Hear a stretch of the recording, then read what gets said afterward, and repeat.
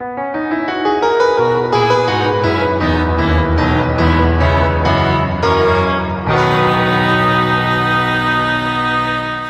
a great pleasure for me to welcome Greg Dyke here today.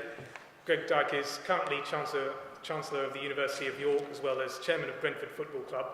But what you probably best know him for is the Director General of the BBC from 2000 to 2004.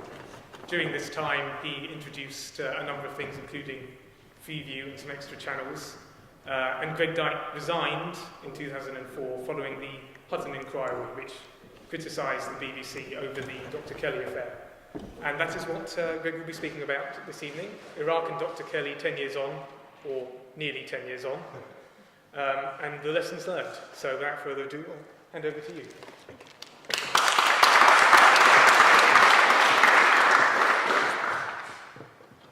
For the younger students here tonight, what I'm going to talk about is recent history, but not their history. And by that I mean major events which have happened in your adult life. Some of you, the younger of you, must have been only 9 or 10 when the Iraq War happened, so it's not really part of your life's experience. So for you, what I'll be talking about is simply part of history. Let me explain the story from my own life. I was running the BBC when the 40th anniversary of the assassination of John Kennedy was due in November 2003. So early that year I asked the controllers of BBC One and BBC Two what were they planning to broadcast to commemorate this. They said, I was surprised when they said nothing. And then I realised for them it was just history. And crucially, it was not their history. For me it was different because it was my history. I was 17 when Kennedy was shot, and for me, and most of my generation, it was one of the most shocking and profound moments of our lives, probably the most shocking until September the 11th. But for the controllers of BBC One and Two, they were aged 3 and 4 respectively in 1963, when the assassination took place. So it meant little to them. They didn't understand from a personal experience, and that's the important thing, from a personal experience, the significance of Kennedy's assassination. So I insisted we did something to commemorate the anniversary, and as it turned out, we produced for BBC Two one of the most profound documentaries about that day in Dallas, which I've seen, a documentary which certainly convinced me for the first time that all the conspiracy theories about what happened were just that. They were conspiracy theories, and that John Kennedy was shot by a lone gunman called Lee Harvey Oswald. But the BBC wouldn't have commissioned or broadcast that documentary if it had been left to the next generation to decide the schedules that night, because they didn't understand its significance to the generations ahead of them. I remember being at a university in the United States a few years back, talking to a couple of really old academics, retired academics, who were 2 generations above me, the generation who were sort of your sort of age during the Second World War. And I told them the story I just told you about John Kennedy. And they said, but surely you understand that's what Pearl Harbor was for us.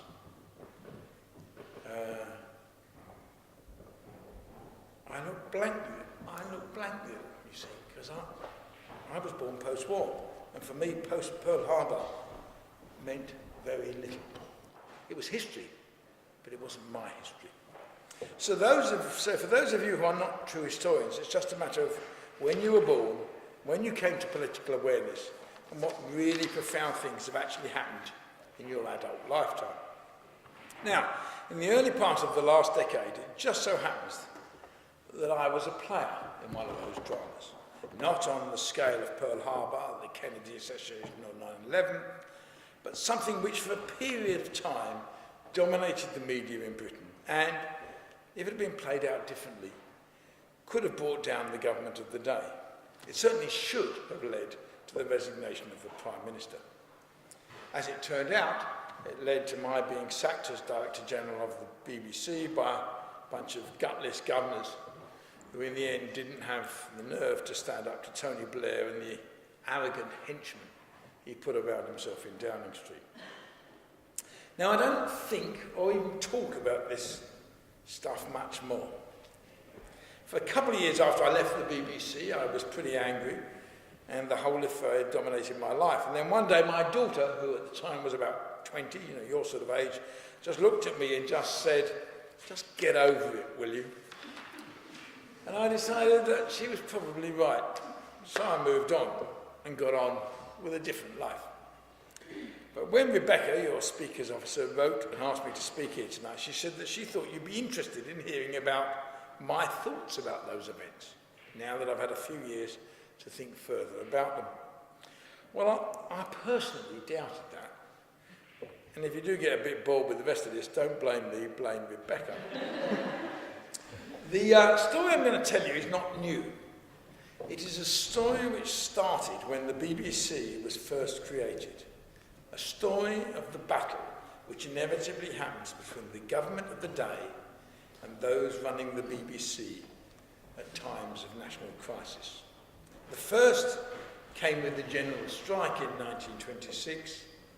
The latest was during and after the Iraq War, and there were many more such crises in between. John Simpson, who is still the BBC's, I think, rather brilliant world affairs editor, basically explained what these battles are about when he wrote this in the weeks before the Iraq War happened. He wrote, "At the times of Suez, Biafra, Vietnam, the Falklands, the American bombing of Libya, and the NATO attacks on Kosovo and Serbia, the BBC reported the opposition to these wars fully.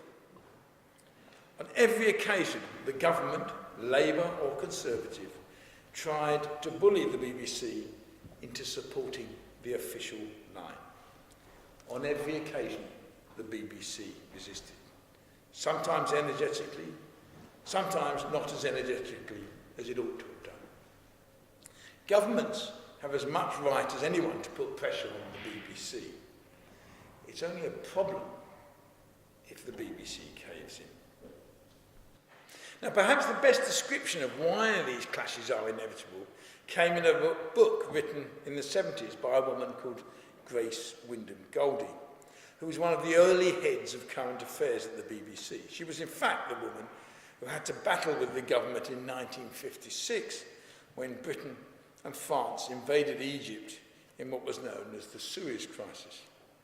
Interestingly, we now know that at that time, the Conservative Prime Minister of the day, a man called Anthony Eden, was so hostile to what he saw as the BBC's anti-British reporting, what today we would call balanced reporting, that he considered taking over the BBC to prevent it being impartial, just as Winston Churchill, who was then Home Secretary, had wanted to do in 1926 during the general strike. But Grace Wyndham Goldie wrote in her autobiography something about broadcasting which I believe is profound. She wrote, "Nowhere more than in broadcasting is the price of freedom eternal vigilance. Resistance to political pressures has to be constant and continuous. But it must be realised that such pressures are inevitable, for the aims of political parties and those of broadcasting organisations are not the same." In other words, what she's saying is that these battles between government and the BBC at times of national crisis are inevitable, because the BBC is trying to give what it believes to be a balanced view, while the politicians in government are convinced that the BBC is biased against them and their position. In short, they believe that they, and they alone, best understand what is in the national interest. Of course, what Wyndham Goldie is saying is that often governments confuse national interest with party interest. And that is why they alone cannot be the arbiters of national interest. Okay, so when I sat down to write what I was going to say tonight, I pulled out my autobiography, to remind me of this period of my life which is gone. And it is still available in paperback at £6.99, although I suspect actually you can get remaindered versions much cheaper on Amazon. And as I read it, I thought, well, why don't I use this to tell you the story? Because I wrote it in the year after I left. So this is direct from the book, and it tells the story of the pressure the government put on the BBC before the war in Iraq even started. Quotes. For Alistair Campbell and his team in the Downing Street press office, our refusal to report what they wanted us to, in the way they wanted us to report it, made the BBC a target even before the war started. It was easy to see why they were so anxious, with 1 million people on the streets of London protesting about the war, and a Labour rebellion on an unprecedented scale happening in the House of Commons. Tony Blair's whole future as Prime Minister was in the balance. In one letter, Campbell even complained that we hadn't properly reported the views of the Labour MPs who supported the government. This on the day after 139 Labour MPs voted against their own leadership, the biggest backbench rebellion ever against the sitting government. Personally, as Director General, I heard nothing direct from Downing Street until the week the war started, when I received a private letter from the Prime Minister. He said that while he accepted that in a democracy it was right, that voices of dissent were rightly heard, that the BBC had gone too far, don't they all, and that he had been shocked by some of the editorialising of our reporters. He said, I believe, and I'm not alone in believing, that you have not got the balance right between support and dissent, between news and comment, between the voices of the Iraqi regime and the voices of Iraqi dissidents, or between the diplomatic support we have and diplomatic opposition. I deeply resented this obvious attempt by Blair and Campbell to try to bully us. So in my reply to Tony Blair, I started by saying this. Firstly, and I do not mean to be rude, which of course meant that I was going to be rude, but having faced the biggest ever public demonstration in this country and the biggest ever backbench rebellion against the sitting government by its own supporters, would you not agree that your communications advisors are not best placed to advise whether or not the BBC has got the balance right between support and dissent? Given these circumstances, they are hardly in a position to make a reasoned judgment about the BBC's impartiality. You've been engaged in a difficult battle fighting for your particular view of the world to be accepted, and quite understandably, you want that to be reported. We, however, have a different role in society. Our role in these circumstances is to try to give a balanced picture. My view at that time was straightforward. If the government was going to try and bully the BBC, I was going to fight back. Looking back now, there is an argument that I should have been more circumspect, but I don't agree. I believed passionately in the argument I made in that letter to Blair, that the media and the government play crucially different roles in a democracy, and one of the central roles of the broadcast media is to question the government of the day and to stand up to any bullying from them. That the BBC's charter was soon up for renewal was, I thought, irrelevant to me. The war in Iraq was not a moment of national unity. There were more than 1 million people marching through the streets of London opposed to the war, and it was important that their voice and what they represented was properly and fairly reported. Writing this book more than a year after the war ended, it is quite clear now that Blair's Iraq policy has been disastrous for Blair, the Labour Party, and for Britain's reputation virtually everywhere in the world, except the United States. It would have been outrageous if the BBC hadn't tried to properly report the opposition to the war, which is in effect what Campbell wanted. I think from the moment my reply reached number 10, all the gloves were off, that Campbell saw it as a personal rebuff and that I had humiliated him. I am told by people who know him well now that he regarded it as personal. Everything that happened later in the year has to be put into the context of who we were dealing with. Campbell, while a brilliant operator, has a classic obsessive personality.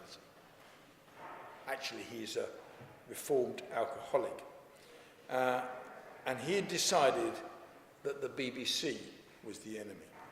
From then on, he was looking for revenge.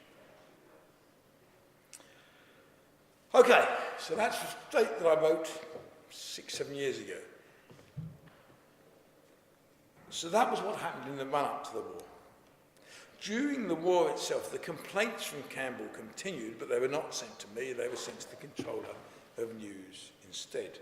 But some months after the war ended, one of our reporters on the Today programme on Radio 4, a guy called Andrew Gilligan, ran a piece saying that he had spoken to someone involved in drawing up the intelligence dossier which Tony Blair had published to explain to the British people why we were going to war. What the source told Gilligan was that many in the intelligence services were unhappy because the dossier didn't reflect their view of the facts and had in effect been sexed up to improve the case for war. In particular, he drew attention to the dossier's claim that Saddam Hussein had weapons of mass destruction which could be used within 45 minutes of Saddam giving the orders, and that these weapons could be used against British bases in places like Cyprus. It was later shown this simply wasn't true. Now, we didn't name Gilligan's source in the piece we broadcast. We didn't name Gilligan's source because it is a long-established rule of journalism that you don't name sources if they don't want to be named. He was an off-the-record source.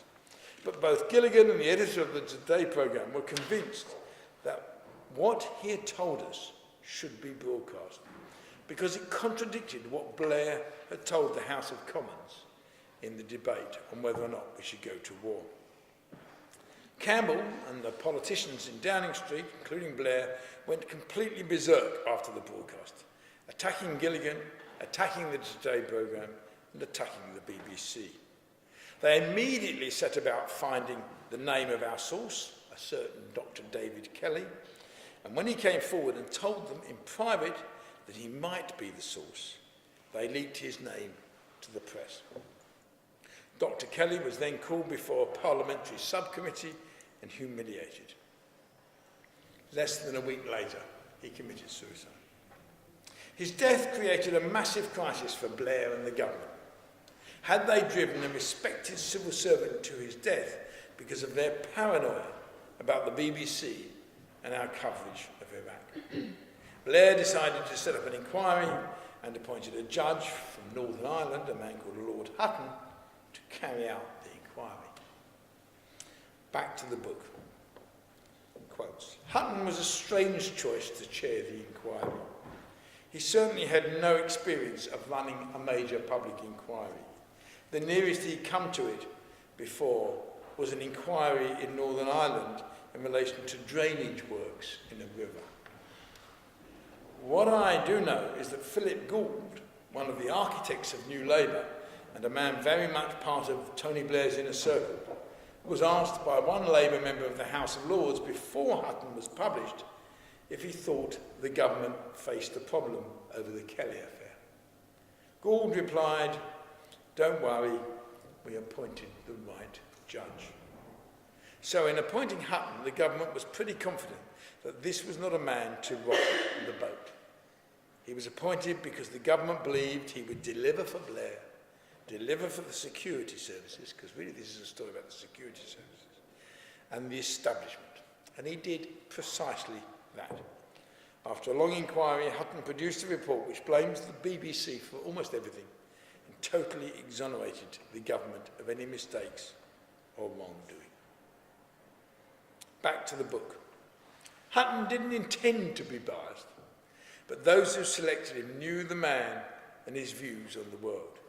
His mistake was that he over-delivered, and as a result, the public, quite rightly, didn't believe him or accept his judgment. Many people, including myself, have suffered as a result of Lord Hutton's report, but so has Lord Hutton and his reputation, particularly since the publication of Lord Butler's report, which made him look foolish in a whole range of areas. Butler did a separate report on the security services. There are some in the legal world who believe Hutton has done lawyers in general and judges in particular a great disservice by producing such a lightweight, one-sided document. Gilligan's original story, although it was flawed in places, was nowhere near Tony Blair's description of it as mountains of untruth, or Campbell's 100% wrong. The 45-minute intelligence was misused. There was unhappiness in the intelligence community. The government did want the dossier sexed up, and they did demand that the intelligence agencies find more facts to strengthen their case for going to war, and people inside Downing Street did know the impression given by the dossier, as reported in the press, was actually factually wrong. The day the Hutton report was published, my chairman at the BBC, Gavin Davies, resigned, although to this day he still believes the BBC was right and Hutton's analysis was completely wrong. And that evening, the governors of the BBC got rid of me too, and the acting chairman made a grovelling, if somewhat embarrassing, apology to the government.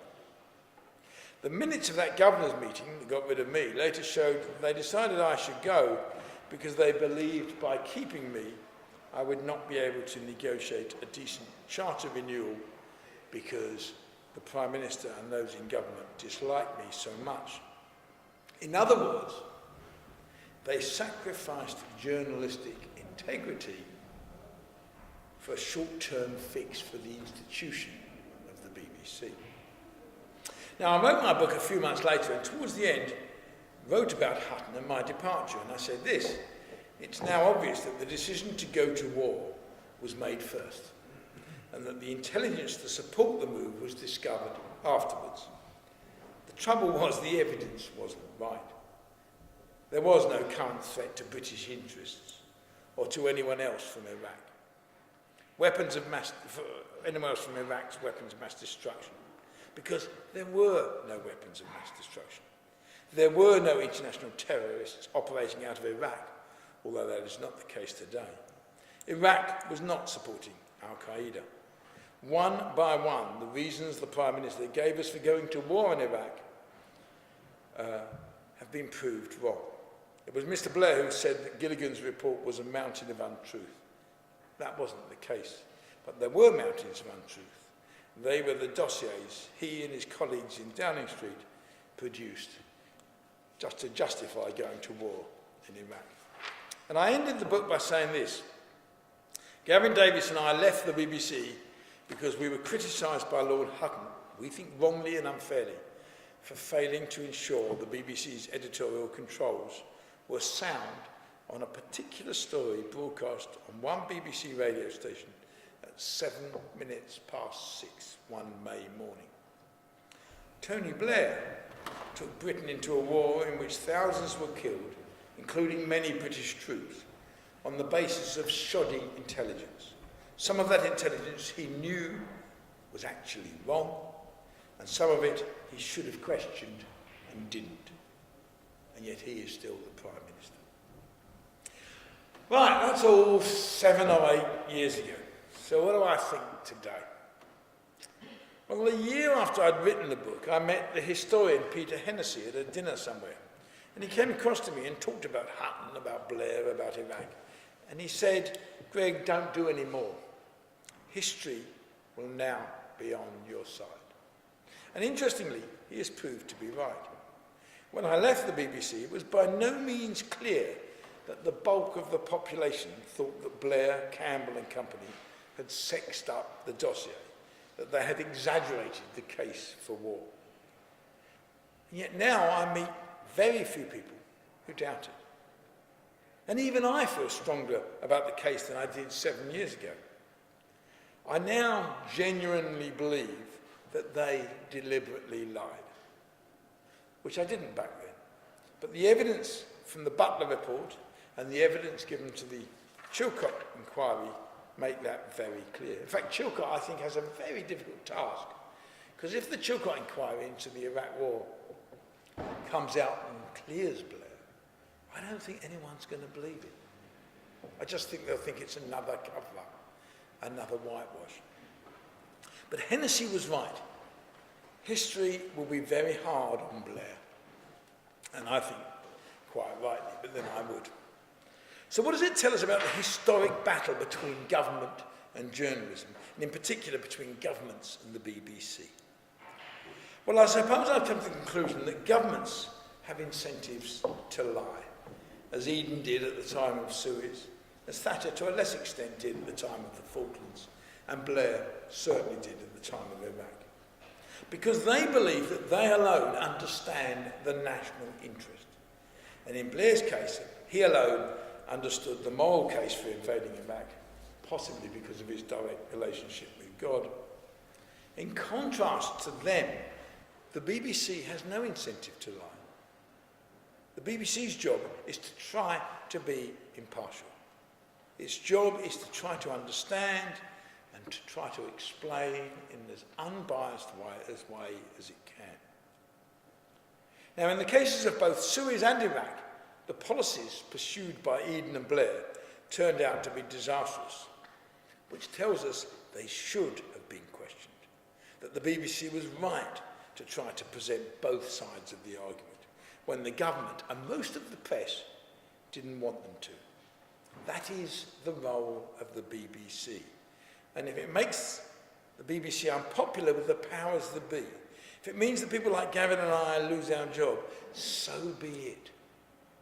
So be it. Now, to end, what does all this tell us about politicians?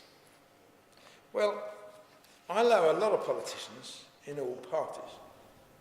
Some I knew when they were young, before they went into politics. I knew Tony Blair before he was an MP. I think a lot of young, principled people go into politics. I think when many of them leave, they are no longer young or principled. Which I think tells you that our system of politics is basically corrupting. Now, no doubt, some of you here are planning, and lots of people in Cambridge are planning to make political careers when they leave. It's what people here do. My advice is don't. Instead, go out there and get a proper job and learn about the rest of the world. Learn about how to run an organisation. Learn about how to inspire people.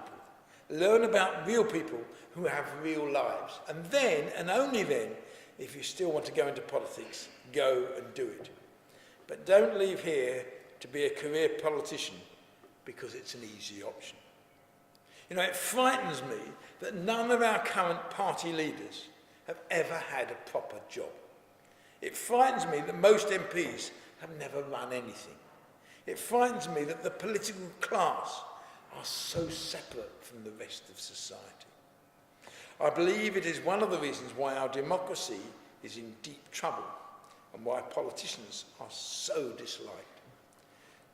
So I say to you, don't be part of it before you have greater experience of the world, because without that, you'll become one of them. Without that, you'll have little to offer. But in the end, looking back on Iraq, Hutton and the death of Dr. Kelly, my view is that we needed better, braver politicians than we had. It should be to the shame of the Conservative Party that they went along with Blair's policies without serious questioning, because they thought opposing wouldn't be in their party interest. And it should be to the shame of Blair's cabinet colleagues that many of them questioned the policy in private, but hadn't got the guts to stand up to Blair. Blair could have been stopped. There's no doubt about that. But principle was sacrificed for political ambition. And I think that's the central message that 8 years on, I learned from the whole affair. Thank you.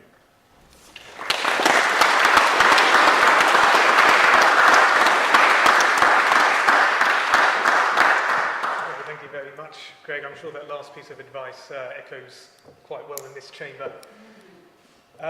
You supply an awful lot of the other chamber, let me tell you. Well, yes, Michael Howard, Norman Lamont, Jeffrey Howe, there's a whole mafia. Do you want to direct your own questions? Probably. Yes? Yeah, Okay. over there. I would rather stand or... I have no choice. You can do what you like. I have to agree with you on the point that politics shouldn't be his first career. But what I think, however, is that when you're talking about all these problems with political influence at the BBC, politicians believing that they can boss the BBC around using the threat of charter renewal to try and control the BBC, and things like a lot of the leadership of the BBC being of the civil servant or quanglo kind of class. That just goes to show that a state-owned broadcaster suffers from really serious problems when it has to go up against state. And given that one of the main roles of journalists is to challenge the state, I think that's a strong argument against a broadcaster being owned by the state. Well, it's not a state-owned broadcaster. It's owned by the public. And there's a very deal difference between being owned by the public and owned by the state. All around the world now, I mean, one has only got to look at what's been happening in the Middle East in recent months and look at what's happening to the state-controlled broadcasters. There are riots on the streets and they're showing something completely different. That is not what the BBC would do. The BBC is not a state-owned broadcaster. What is interesting about the BBC is, if you talk to the governors of the BBC over many years, they'll always say, we are the defenders of the BBC. That's bullshit. The defenders of the BBC are the people who work there. They're the culture of the organisation. And I'll give you an example. I used to be on the board of Manchester United, so I knew Alex Ferguson very well. When the BBC ran a story attacking Alex Ferguson's, or not attacking, but criticising Alex Ferguson's son, he blamed me. And he said, you're the Director General, why didn't you stop it? And I said, but that's not my job. And you must be joking. If I tried to stop it, you'd have had headlines the like you'd never seen. And quite rightly, it is not the job. The power in the BBC is actually a long way down in the organisation. So it could be that Gilligan's piece could get broadcast on the say-so of the editor of the Today paper. And that's quite right. That's quite right. You don't want the power, all the power there, you want it down there. But it means they are the defenders of the faith. Now, the culture of broadcasting in this country is that it's impartial.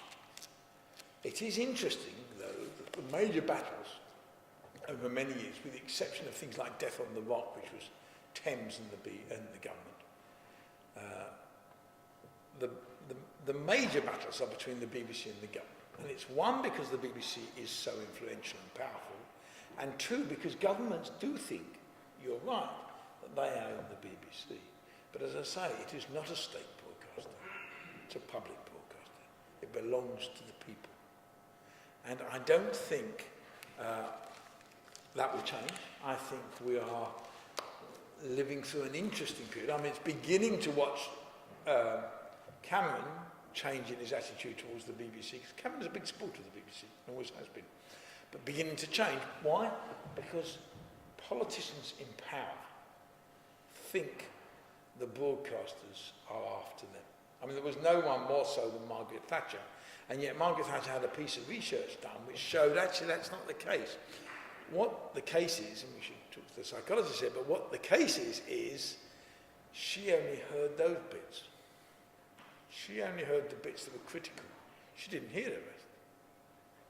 But in the end, you could argue, compared to, say, most of the British press, which did sell out to particular governments, no more so than the Murdoch press, which swapped sides quite regularly to get the support of that government as long as it helped their business interests. That's not what the BBC does. And the BBC has many faults, and it's sometimes quite bureaucratic, but it's overwhelming desire, the overwhelming ethos and the overwhelming culture of the organisation is explain what happened.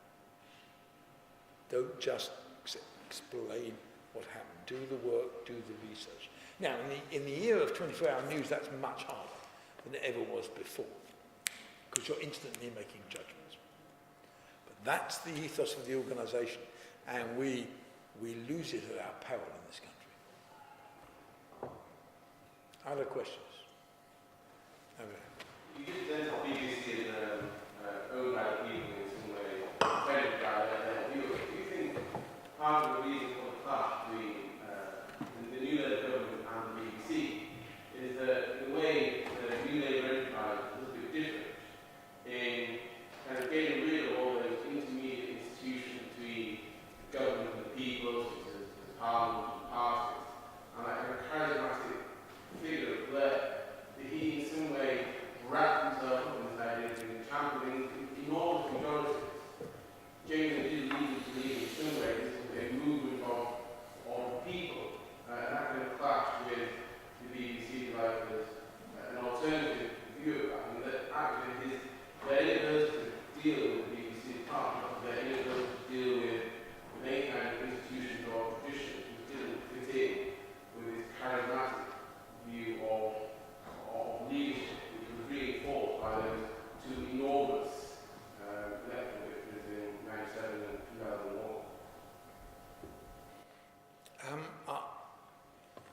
My description of it in my book is that I was a student during Watergate, and I thought that the Blair government was the closest I'd seen to Nixonian, really.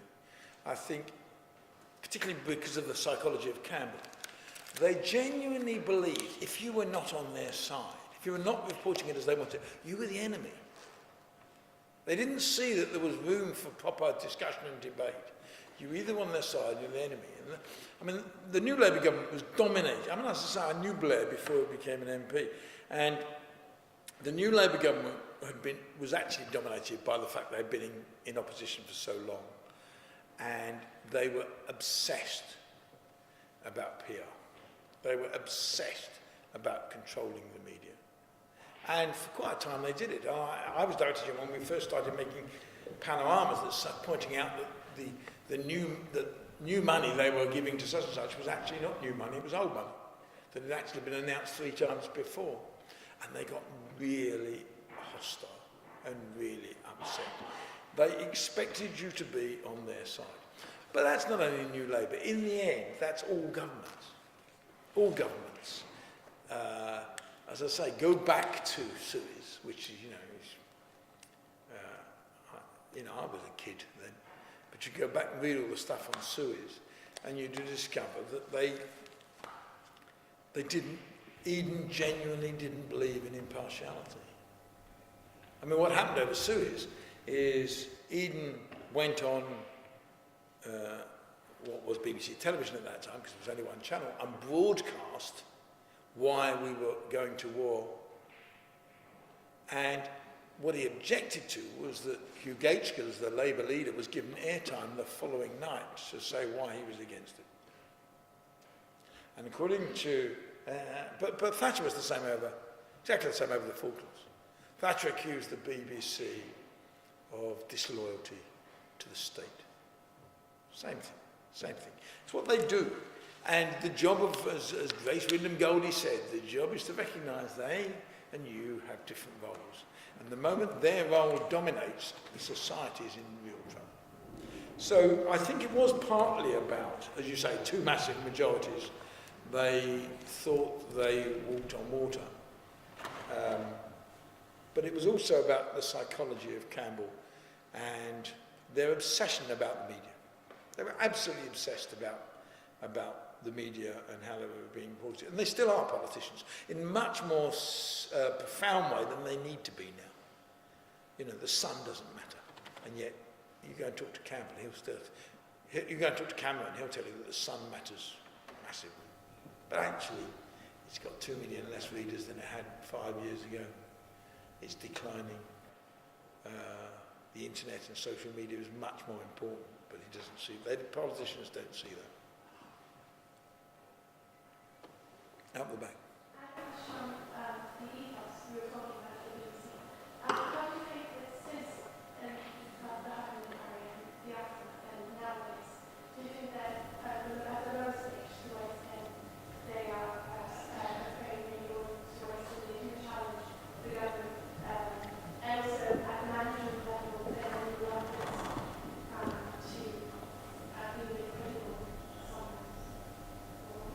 I think they certainly became more cautious. You know, it's a profound shock to an organisation when the chairman and the director general both leave. They've virtually done nothing about the Hutton and the whole thing since, on either radio or television. It was interesting, there's a Radio 4 programme rang me a few months ago and said, would you come on? It's one of these ones where you relive what was happening in the experience. Would you come on and talk about what this experience was with members of the government? I said, happily.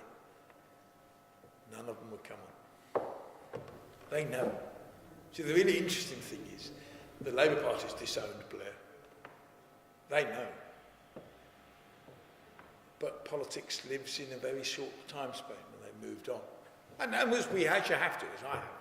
As I say, it's very odd for me to come here tonight to discuss something I haven't talked about for 5 or 6 years. But they know that their position. In fact, Brown said to me, Gordon Brown, after I left, Tony Blair invited me in for tea. And I told him to fuck off, basically. But Gordon Brown I knew quite well, and he invited me up for coffee, for breakfast one day. And I had a long chat with him, and he apologised. He said, I'm sorry, we got it completely wrong. To which I thought, oh, thanks, mate. It's all right for you to say that. As I say, I think Hennessy got it right. History will show we were right, but we're a minor part of the Iraq. This is a minor part of what happened over Iraq. I mean, in the end, it's the decision, you know. If my son had gone to war and been killed in Iraq, I'd be pretty bitter still. Because, you know, this was not needed, not necessary. Another question. Over there. Right now, the BBC is facing cuts in the oil of sort of 50-60%. I'd be interested in your view, how they got too big, was it too wasteful, and when you're looking at of that magnitude, what would give were you still in place? Well, I was lucky. I was there in the time of growth when there was money around. Because I came from the private sector, I understand about money in a way that a lot of the people at the BBC didn't. I remember one of my early meetings at the BBC sitting in a room and saying, why does nobody here think £1 million is a lot of money? And yeah, I've got to tell you, after 4 years, I didn't think £1 million was a lot of money. And I tried to work out why. Why didn't I? And the truth is, you've got an income of £3.5 billion and you don't make any profit. So everything compares to £3.5 billion. Whereas if you're running an organisation that's got an income of £1 billion and you make 100 million profit, you know, 5 million is quite a lot of money because that money goes to the bottom line. So something about the public sector and the scale of the money you get in means that you don't always understand that £1 million is a lot of money.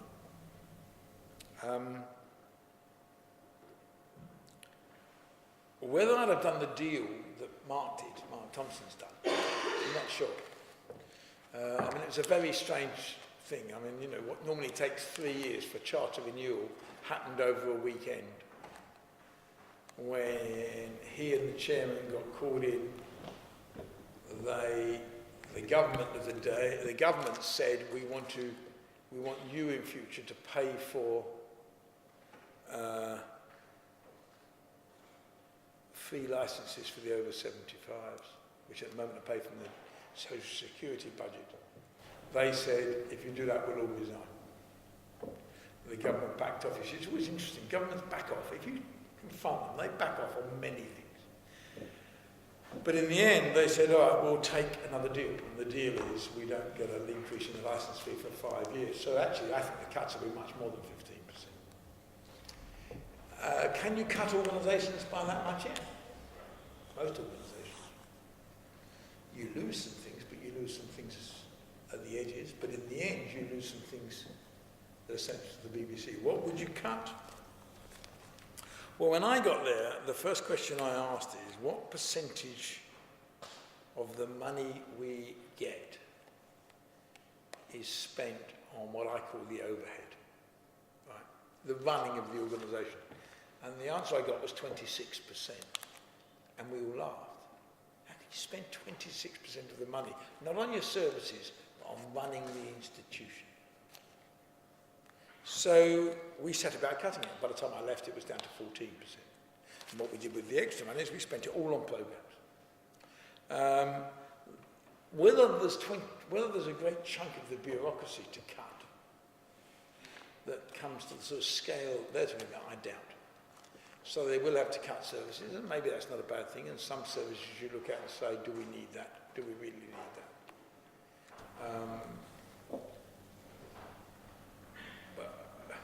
The trouble is, once you do it, they'll do it to you again. They'll do it to you again. And there is a moment at which it actually has a profound impact. Universities are similar, quite similar in some ways. You get a chunk of money and you spend it. Someone said to me when I first got to the BBC, it's terribly complicated, this place, you'll find it very difficult to understand. And I just said, looks pretty easy to me. I get given £3.5 billion a year and I spend it. That's quite a good job. It pays well, but it's quite a good job. You can do it. And I think actually the BBC can probably cut quite a lot, but there is a limit. There is an end where you have to start. And I think there are areas of talent fees which you could cut. I think there are areas of executive pay that you can cut, but they're peanuts compared to the cost of running the most of your schedule. But I think they will do it. It's all about inflation now, because what they've agreed is they'll take no increase for 6 years. Which if inflation runs at 2% a year, you can live with, but if inflation runs at 5% a year, you're in real trouble. So we'll see. Over there. I was just wondering, you mentioned one of the consequences of the was the sacrifice of the integrity of journalism. I was wondering your thoughts on the News of the World phone hacking scandal, both in the sense that the outrage at the scandal seemed to differ largely whether you worked on Fleet Street or a Walking or not, and that the government seemed quite happy to appoint Andy Coulson despite the allegations. Well, the reason you didn't get an outraged, isn't this terrible, from most of the newspapers is they've been doing the same thing. Phone hacking was just part of journalism. If we'd found someone doing it at the BBC, we'd have fired them. It was simple. I think broadcasters have a different standard to most newspapers. And if the Guardian hadn't kept chasing the story, I don't think it would have ever emerged the way it did. I'm one of these few journalists who actually think there should be a privacy law, because I happen to think the behaviour of the News of the World and others over many years is not acceptable. And I don't think there is a public. I looked, I think it was The Independent who ran a full page of all the people who'd taken out super injunctions, without naming them, but describing what they were and what it was for. And I couldn't find one of them that was in the public interest of not having that injunction. It wasn't. And there's a real difference between what is the public interest and what are the public interested in. They all wanted to know who the footballer was. I could tell you who the footballer was, although I probably shouldn't. And they're all on Twitter, so you lot will find it much quicker than me. But is it really in the public interest that we know that a Premier League footballer was having a relationship with this woman? It's tittle-tattle, it doesn't matter. there are things in the public interest. And my worry about the way the law has now emerged because of all this is that I'm not sure we distinguish between the two. And it would have been far better if it had been a parliamentary law, gone through Parliament, which had defined what we thought was tittle-tattle and what we thought was really in the public interest.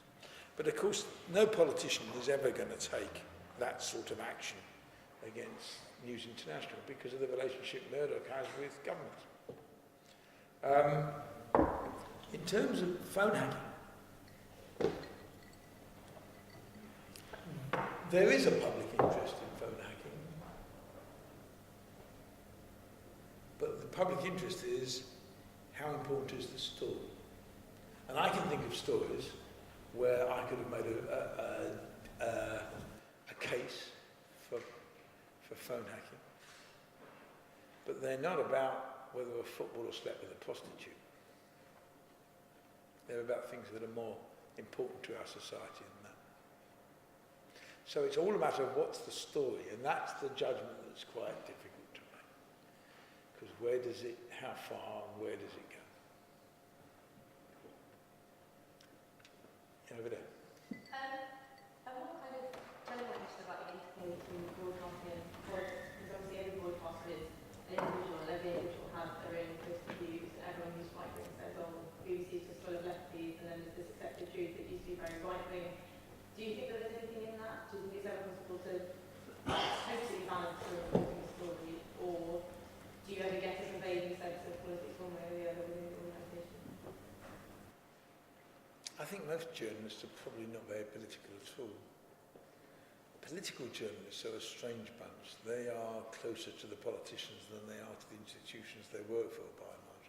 There is no doubt there is a political class who are politicians, civil servants, journalists, and they live in and around London and they have a certain view of the world.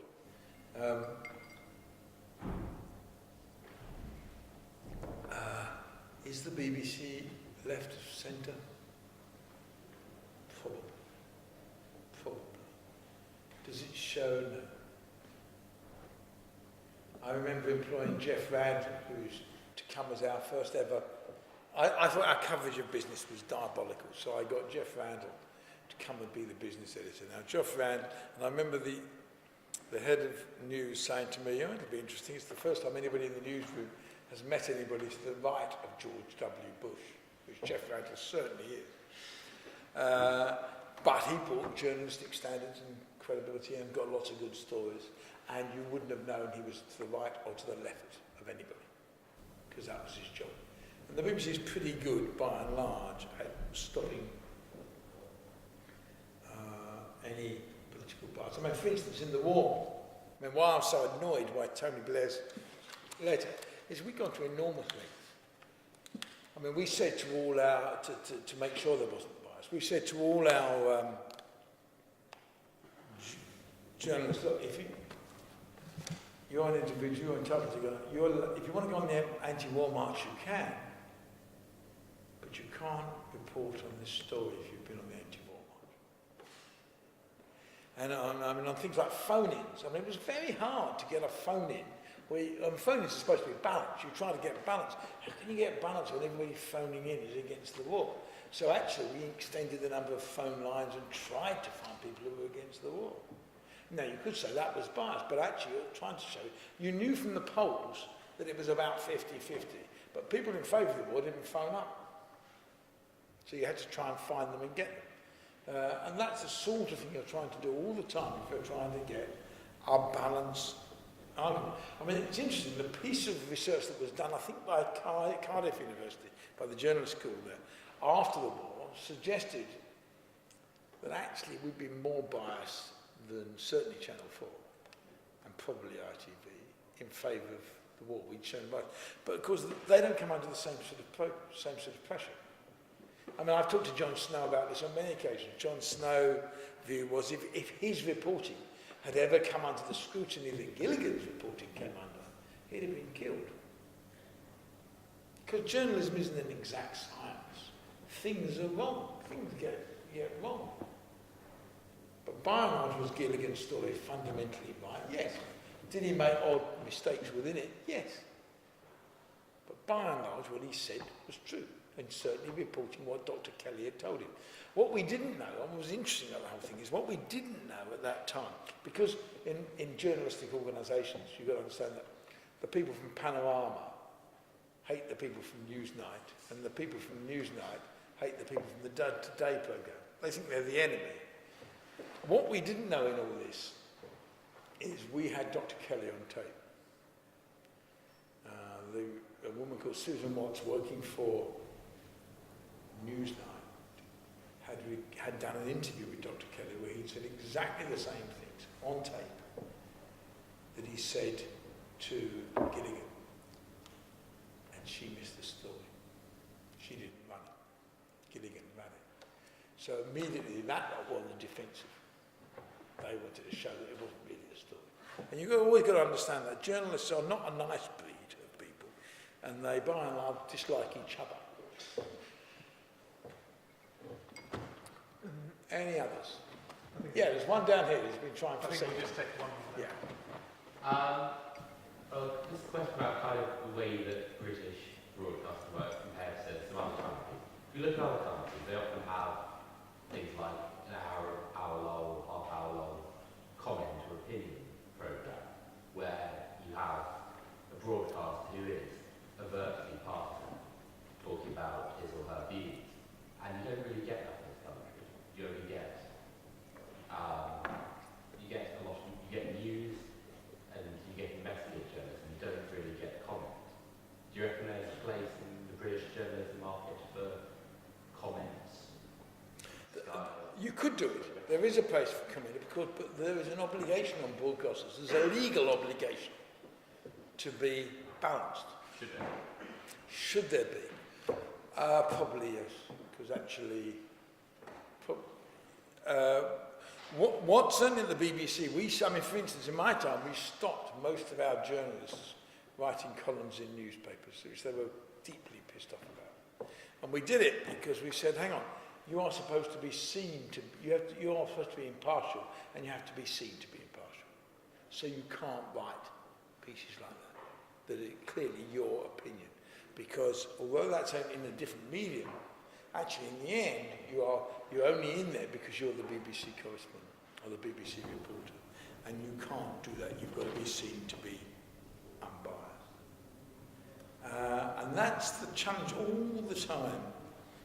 Now, should you have opinion pieces? Nothing wrong with them. But the law as it stands requires you to be balanced. And therefore you have to balance off over time.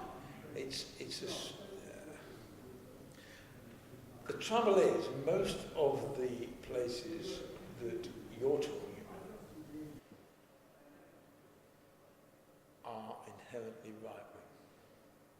They are not to the left and right of centre, they are out there. You know, you look at Fox News, which makes no pretense of being anything other than what it is. But do you ever see anything on Fox News that surprises you? No. You know their view on everything. It's a bit like reading The Economist. You know, how many people here read The Economist? If you read The Economist, you know what The Economist's position is on everything. You know what they're going to be. They'll still be apologising for certain things years after. I mean, you know, The Economists were fully behind the banks until it became so obvious you could no longer be behind the banks. And then because that's what they stand for, that's their political perspective. That's fine in print. You can't do that on broadcasting. Broadcasting's too powerful.